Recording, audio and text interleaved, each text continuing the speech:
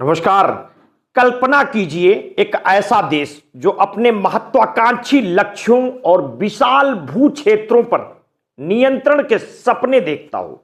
ऐसा देश जो अपनी भू राजनीतिक स्थिति और आर्थिक संसाधनों को लेकर पूरी दुनिया पर अपना प्रभुत्व कायम करना चाहता हो। और अब इस परिदृश्य में एक नेता आता है जो अपने विवादास्पद और अप्रत्याशित निर्णयों के लिए पहचाना जाता है। यह कहानी है अमेरिका के नवनिर्वाचित राष्ट्रपति डोनाल्ड ट्रंप की, जिन्होंने अपने पहले कार्यकाल में वैश्विक राजनीति को नए सिरे से परिभाषित करने का प्रयास किया।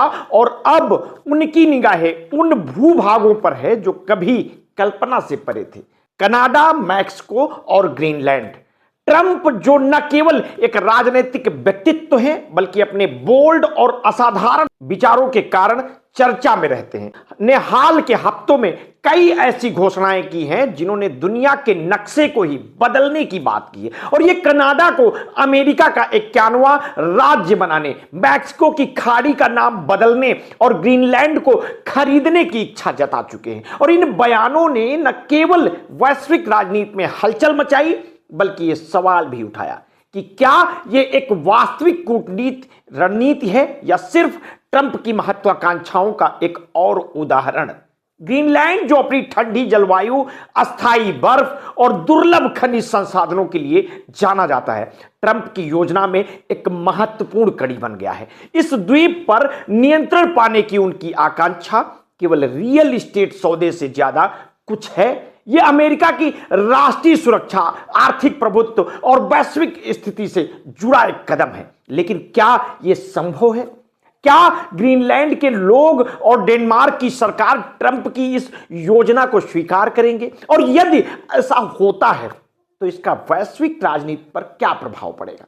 इस कहानी में सिर्फ ट्रंप और ग्रीनलैंड का जिक्र नहीं है बल्कि इसमें छिपी एक बड़ी तस्वीर, एक ऐसी दुनिया जहां भू राजनीतिक महत्वाकांक्षाएं और आर्थिक हित टकरा रहे हैं। इस स्टोरी में हम इस पूरे घटनाक्रम को विस्तार से समझेंगे, ट्रंप के इरादे, ग्रीनलैंड की राजनीतिक स्थिति और इस संघर्ष के पीछे की आर्थिक और राजनीतिक जटिलताओं को। यह कहानी केवल एक विवादास्पद नेता की महत्वाकांक्षाओं की ही नहीं है बल्कि यह उस भविष्य की झलक है जहां प्राकृतिक संसाधनों और भूभागों के लिए लड़ाई और भी तीव्र हो सकती है। डोनाल्ड ट्रंप की हालिया राजनीतिक महत्वाकांक्षाएं और उनकी योजनाएं न केवल वैश्विक राजनीति के परिदृश्य को बदलने की मंशा रखती है बल्कि यह भी संकेत देती है कि उनकी प्राथमिकताएं कितनी व्यापक और विवादास्पद हो सकती हैं। अमेरिका के नवनिर्वाचित राष्ट्रपति के तौर पर उन्होंने जिन विचारों को सार्वजनिक किया है उनमें कनाडा को अमेरिका का 91वां राज्य बनाने से लेकर ग्रीनलैंड को खरीदने तक की बातें शामिल हैं। उनके इन बयानों ने जहां एक और राजनीतिक और कूटनीतिक हलकों में हलचल मचाई है, वहीं दूसरी ओर उनके नेतृत्व और प्रशासनिक प्राथमिकताओं पर सवाल खड़े किए हैं। ट्रंप ने हाल ही में कनाडा को अमेरिका का 91वां राज्य बनाने की बात कही। उन्होंने इसे अमेरिका की विस्तारवादी रणनीति के तहत देखा जो उनकी अमेरिकी फर्स्ट नीति के अनुरूप है। इसी क्रम में उन्होंने पनामा नहर को अमेरिका की नहर और मैक्सिको की खाड़ी को अमेरिका की खाड़ी के रूप में पुनः नामित करने का सुझाव दिया है। हालांकि इन सुझावों ने अमेरिकी सहयोगी देशों और अंतर्राष्ट्रीय समुदाय के बीच विवाद खड़ा कर दिया है। ट्रंप ने अपने social media platform truth social पर ग्रीनलैंड के महत्व को रेखांकित करते हुए लिखा कि अमेरिका की राष्ट्रीय सुरक्षा और वैश्विक प्रभाव के लिहाज से ग्रीनलैंड पर नियंत्रण अत्यंत आवश्यक है। ग्रीनलैंड की भौगोलिक स्थिति और उसमें मौजूद खनिज संपदा ने इसे अंतर्राष्ट्रीय राजनीति का केंद्र बना दिया है। ग्रीनलैंड जो डेनमार्क का स्वायत्त क्षेत्र है ने ट्रंप की इस योजना को स्पष्ट रूप से अस्वीकार कर दिया है। ग्रीनलैंड के प्रधानमंत्री ने कहा कि ग्रीनलैंड बिकाऊ नहीं है। हालांकि यह पहली बार नहीं है जब अमेरिका ने ग्रीनलैंड को खरीदने की इच्छा जाहिर की हो। और 1860 के दशक में अमेरिका के 17वें राष्ट्रपति एंड्रयू जॉनसन ने भी ऐसा ही प्रस्ताव दिया था। द्वितीय विश्व युद्ध के दौरान और शीत युद्ध के समय ग्रीनलैंड की भौगोलिक स्थिति को रणनीतिक दृष्टि से अहम माना गया था। नाजियों के बढ़ते प्रभाव को रोकने और यूरोप और उत्तरी अमेरिका के बीच समुद्री मार्गों पर नियंत्रण रखने के लिए ग्रीनलैंड का उपयोग किया गया। वर्तमान में अमेरिकी सेना ग्रीनलैंड में थुले एयरबेस का संचालन करती है, जिसे पिटफिक स्पेस बेस के नाम से जाना जाता है। इस बेस का उपयोग बैलिस्टिक मिसाइल पर नजर रखने के लिए किया जाता है। 2023 में प्रकाशित एक भूवैज्ञानिक रिपोर्ट के अनुसार ग्रीनलैंड में लगभग 38 खनिजों के विशाल भंडार हैं। इनमें से कई खनिज अत्यधिक मूल्यवान हैं और वैश्विक स्तर पर उनकी मांग तेजी से बढ़ रही है।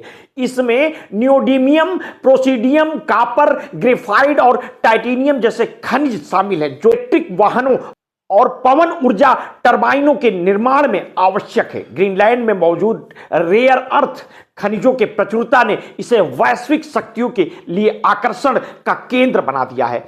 मिशिगन यूनिवर्सिटी के प्रोफेसर एडम सीमोन ने बीबीसी से बातचीत करते हुए कहा कि ग्रीनलैंड में दुनिया के कुल रेयर अर्थ खनिजों का लगभग 25% हो सकता है। जलवायु परिवर्तन और स्वच्छ ऊर्जा की ओर बढ़ते वैश्विक रुझान ने इन खनिजों की मांग को और भी बढ़ा दिया है। 1960 की तुलना में 2024 तक रेयर अर्थ खनिजों के उपयोग में 4500% की वृद्धि हुई है।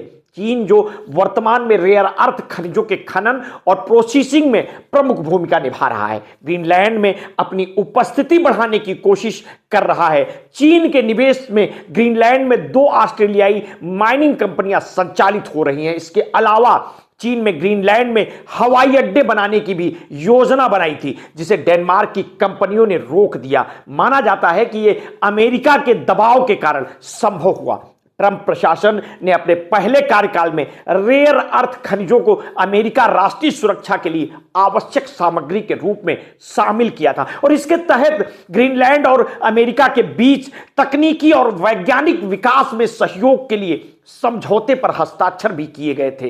ट्रंप की महत्वाकांक्षा में ग्रीनलैंड का विशेष स्थान उनकी राजनीतिक प्राथमिकताओं और आर्थिक रणनीतियों को दर्शाता है। ग्रीनलैंड की खनिज संपदा और इसकी भौगोलिक स्थिति ने इसे वैश्विक शक्तियों के लिए प्रतिस्पर्धा का केंद्र बना दिया है। ट्रंप का यह बयान कि ग्रीनलैंड को खरीदना अमेरिका के लिए आवश्यक है, न केवल उनकी राजनीतिक प्राथमिकताओं को उजागर करता है, बल्कि यह भी संकेत देता है कि ग्रीनलैंड की खनिज संपदा पर अमेरिकी कंपनियों का नियंत्रण उनकी आर्थिक रणनीति का हिस्सा हो सकता है। विशेषज्ञ मानते हैं कि इलेक्ट्रिक वाहनों और पवन ऊर्जा टरबाइनों के निर्माण में रेयर अर्थ खनिजों की बढ़ती मांग के बीच ग्रीनलैंड का महत्व और बढ़ गया है। जलवायु परिवर्तन के इस युग में स्वच्छ ऊर्जा के लिए इन खनिजों की मांग तेजी से बढ़ रही है।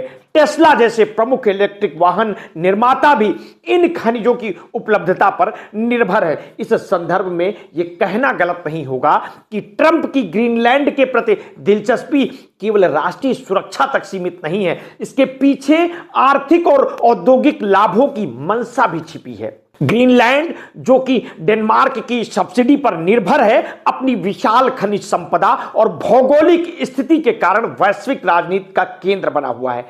ट्रंप का यह दावा कि ग्रीनलैंड को अमेरिका का हिस्सा बनाना आवश्यक है, न केवल उनके नेतृत्व की महत्वाकांक्षाओं को भी नहीं दर्शाता, बल्कि यह भी संकेत देता है कि भविष्य में ग्रीनलैंड को लेकर अंतर्राष्ट्रीय स्तर पर कूटनीतिक संघर्ष बढ़ सकता है। खैर, आगे जो भी होगा वो प्रकाश में आएगा, पर ट्रंप की इच्छाओं को लेकर विश्व भर में चर्चा हो रही है। फिलहाल हम इस पूरे मामले को लेकर हमारा ध्यान रहेगा। आगे की जो भी अपडेट होंगी हम समय समय पर आपको देते रहेंगे। आपने अगर अभी तक हमारे इस चैनल को सब्सक्राइब नहीं किया है तो तत्काल कर लीजिए, बेल आइकन दबाना बिल्कुल ना भूलिए। अपने स्वास्थ्य के प्रति सचेत रहिए, सजग रहिए, अपना ध्यान रखिए। बहुत बहुत धन्यवाद।